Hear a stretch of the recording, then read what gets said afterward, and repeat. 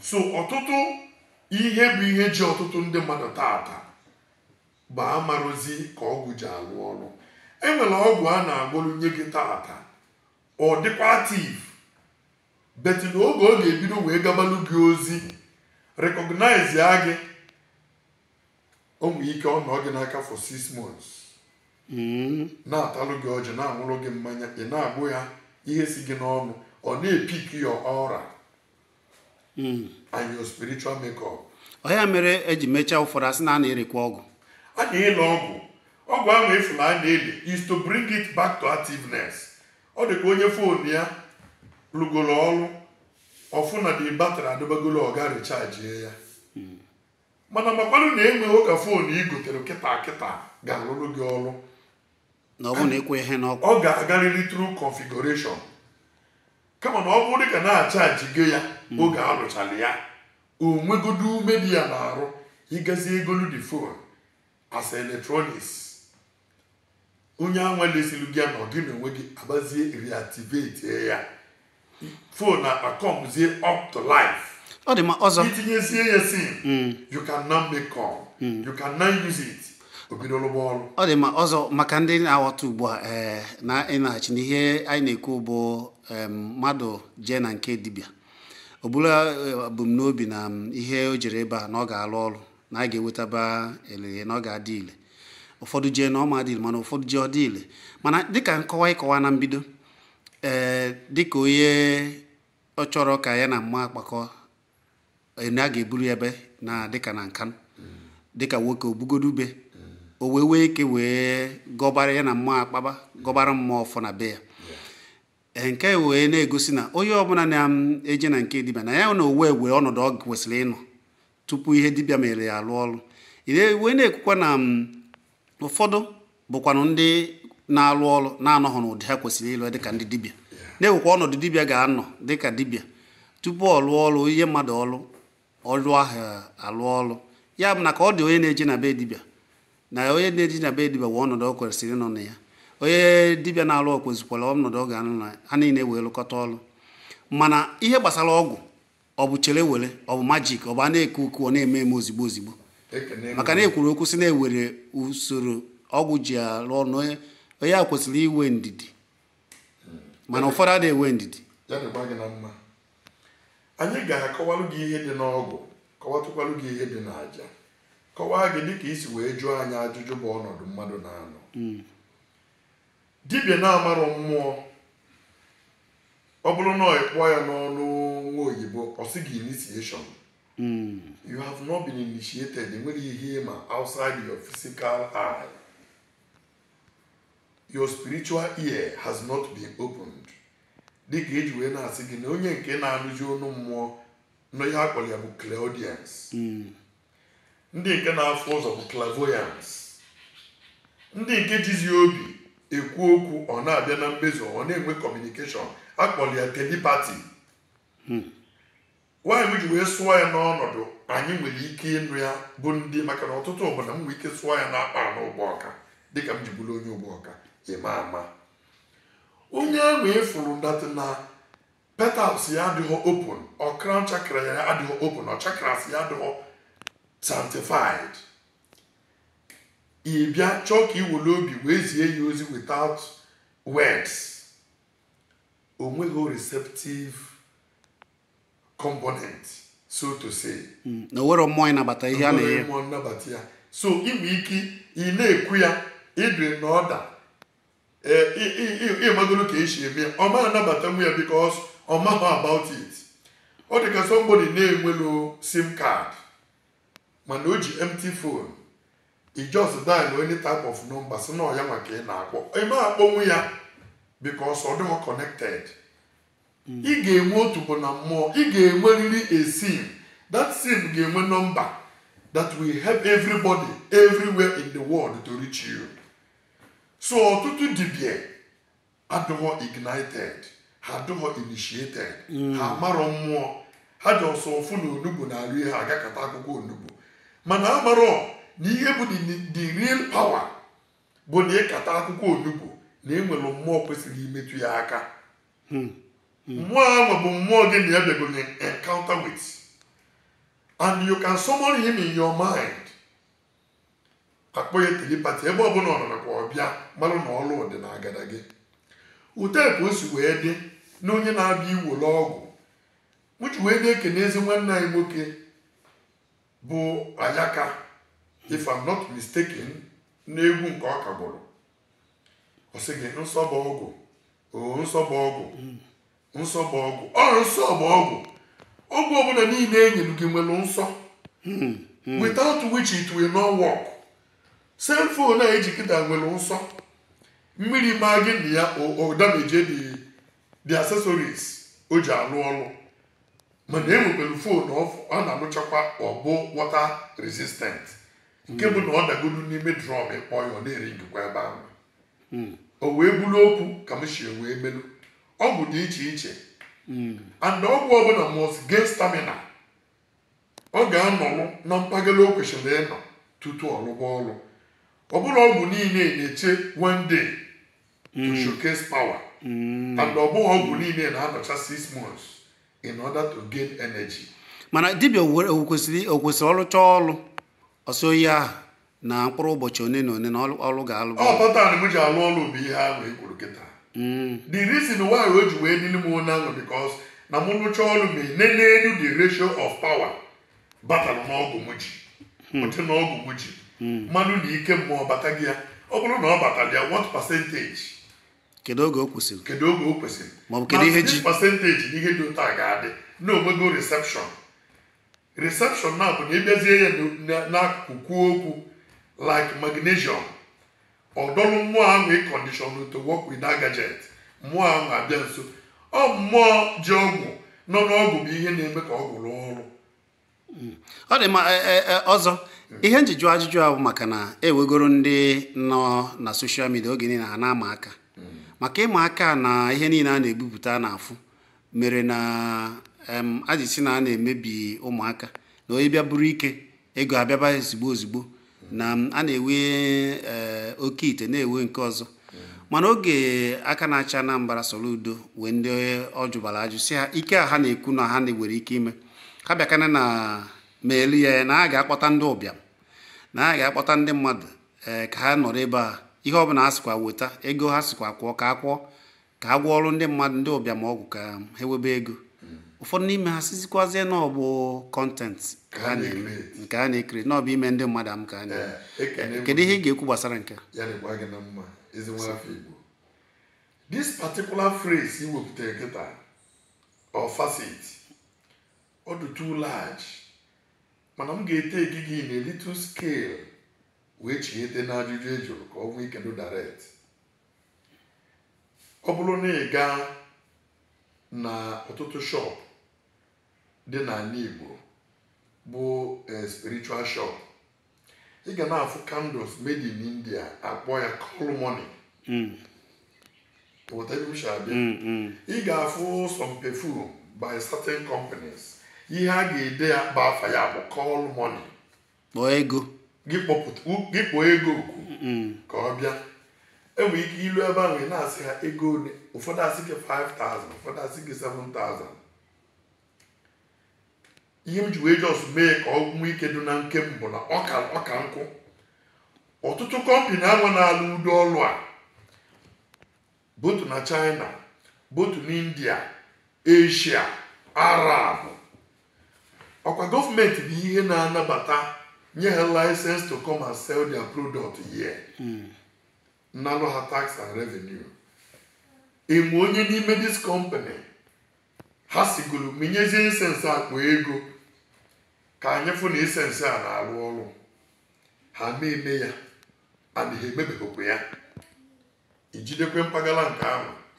Enwere a lot of candle a ga-asị gị na iminye ya kịta mmụọ agbaba egwu orezibe operation ha bata n'obodo a nalụ license to sell that same product.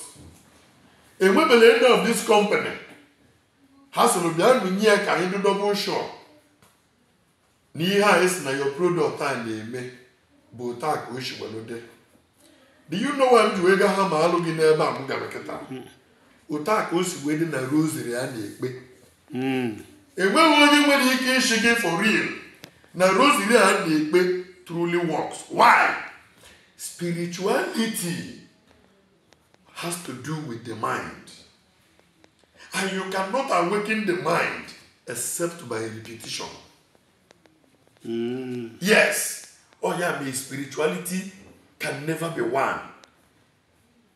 By different formula, you can attain the mind and awaken sin.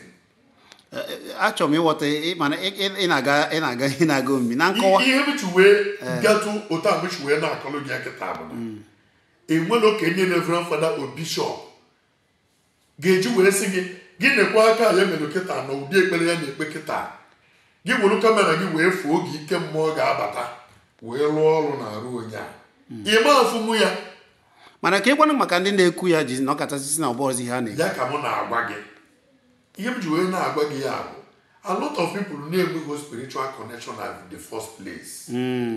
You cannot command anything for real.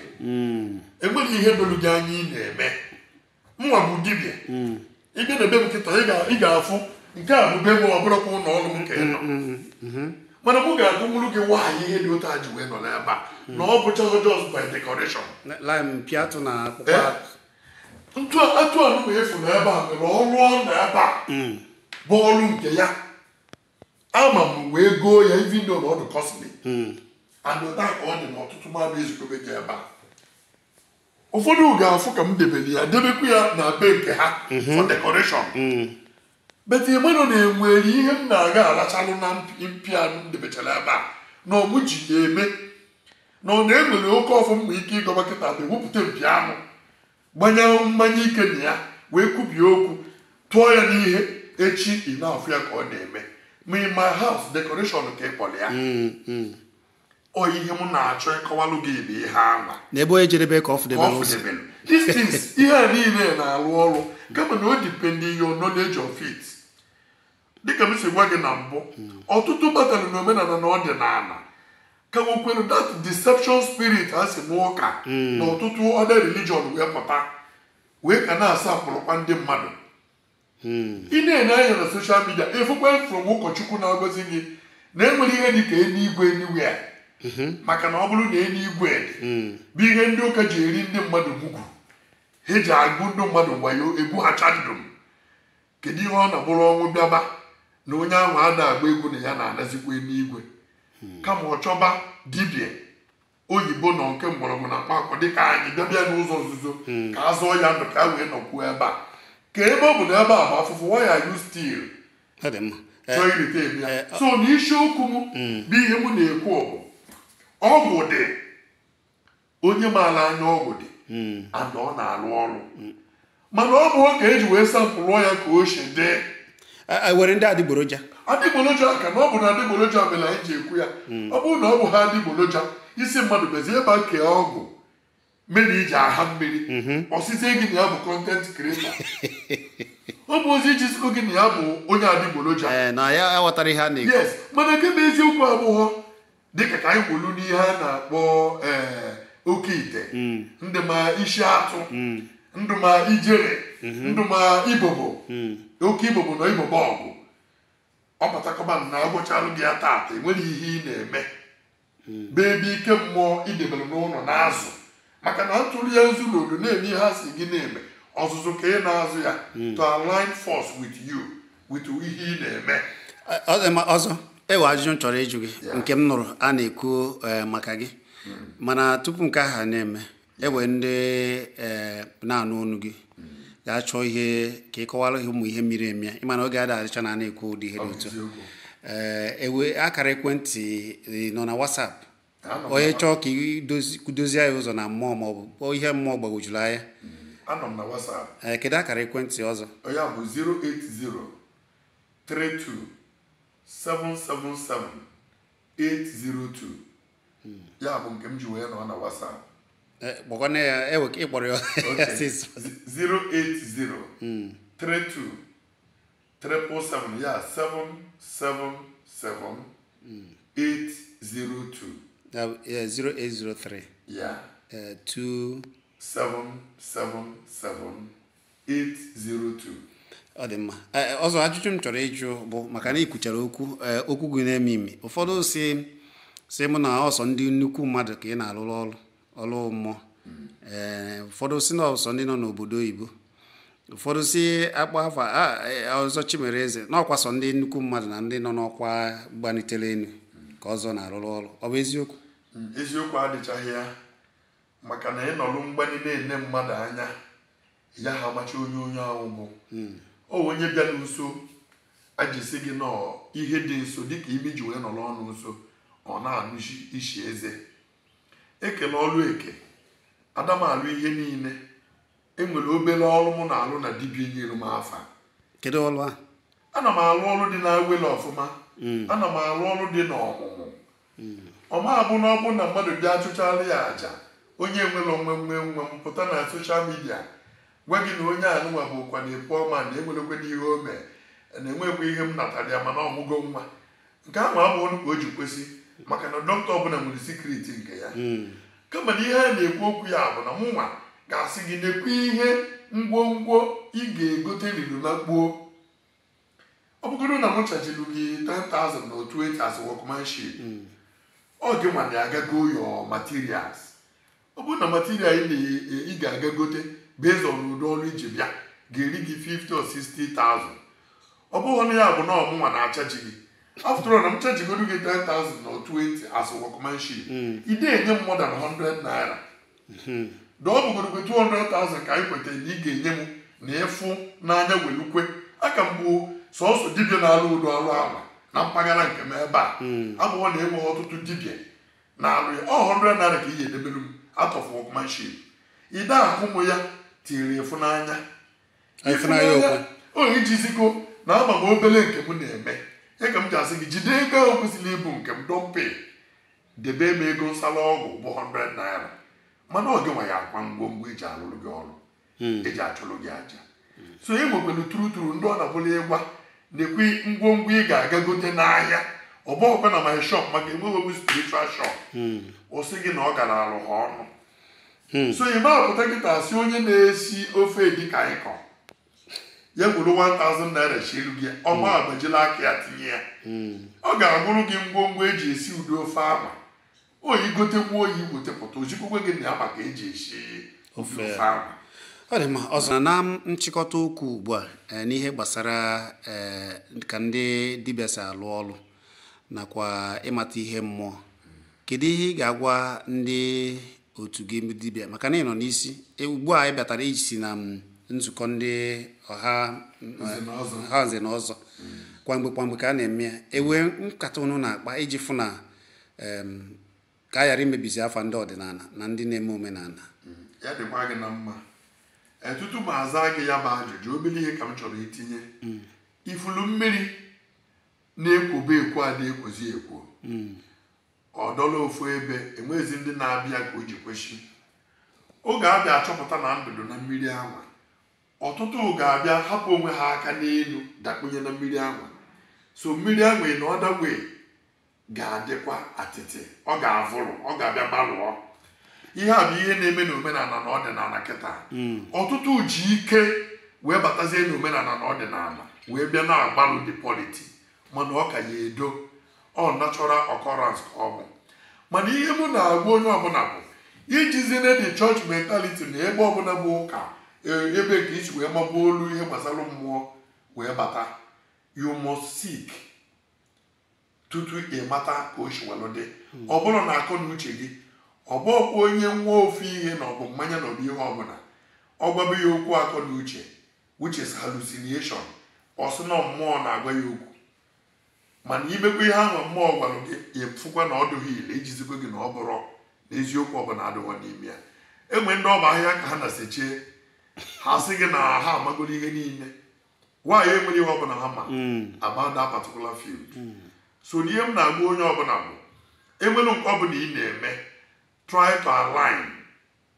Nwere onye ọzọ na-alụkwa ụdị ọrụ a gị na ya ga na-emekọrịta, ọ ga-abụrụ nke marọ ibe gị ezi gị.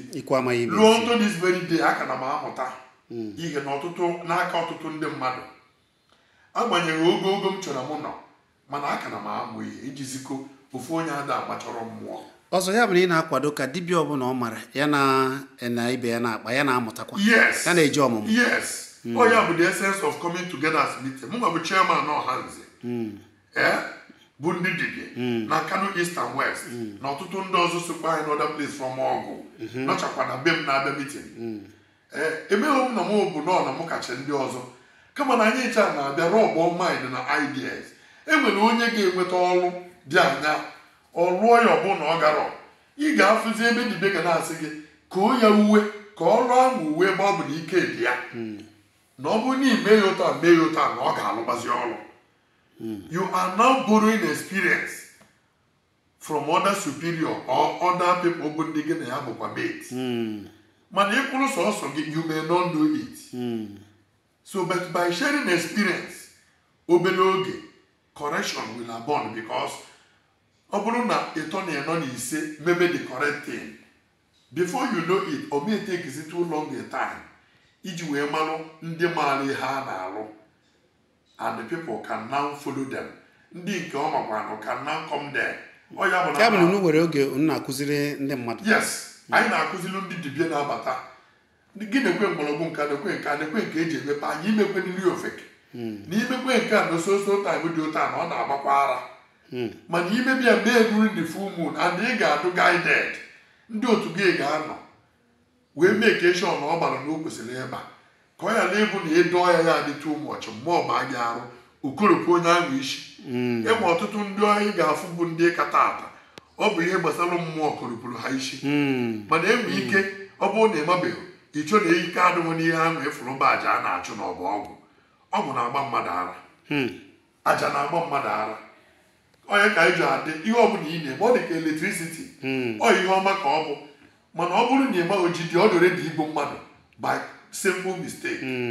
Thank you so much. Ọ dị ma ọzọ kedu akara ekwentị ndị mmadụ nwere ike iji jụta gị ajụjụ maka na iyere akara ekwentị a si na ị nọ na WhatsApp ewe oge eji pụrụ iche mmadụ nwere ike iji kpọọ weta gị maka na ọ na-afịa ụfọdụ alụ oge ụfọdụ akpọkwa m sị m na a na-afịa alụ na ha chọrọ ka gị na ha kwuo mana ọ na-afịa alụ iweta gị ị na-anọkebe ya kedu akara ekwentị ahụ ga-agba akpọ ozugbo eweta gị na WhatsApp. Nke a nụnwa apart from the WhatsApp number bụ 08032 777 nke ịbụọ ya bụ Glo nọmba m nke a na-akpọ bụ 090 50 25 7033 ya 090 50 25 7033.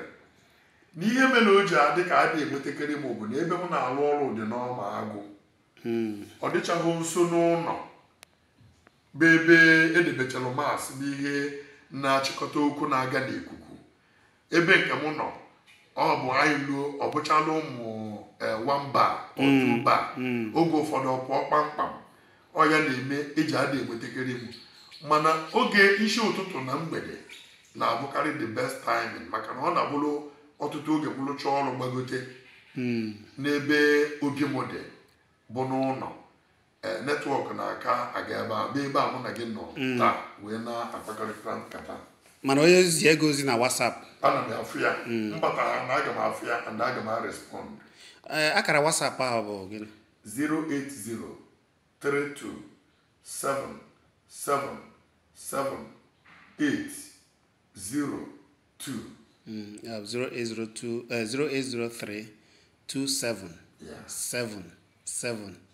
08032777802 Ọ dị mma mana ụbọchị niile ka ị na-anụ ya mana ana m eji Monday Tuesday wee zuo ike eji m ya ezu ike ana m alụ ọrụ m niile from Wednesday to Sunday. Onye chọọ irute esi obodo dị iche iche chọọ irutekwa Ụgbọọka ebe ị nọ mụnwa bụ onye Ụgbọọka ọ naghị elute na first signboard bus stop out a very popular bus stop ọ kwụsị ebe ahụ ndị ọkada na-anọgasị na junction ahụ ọjụ ha na ya na-aga nke ọzọ Chimereze Echeanyịmeze ha ga-ebute ya na ọ ga-ajụ ya ọwụ na ọrụ m ka ọ be m ụlọ ọrụ m ka m na-anọkarị afụ mmadụ ọzọ ọ ga-adịrị gị na mma.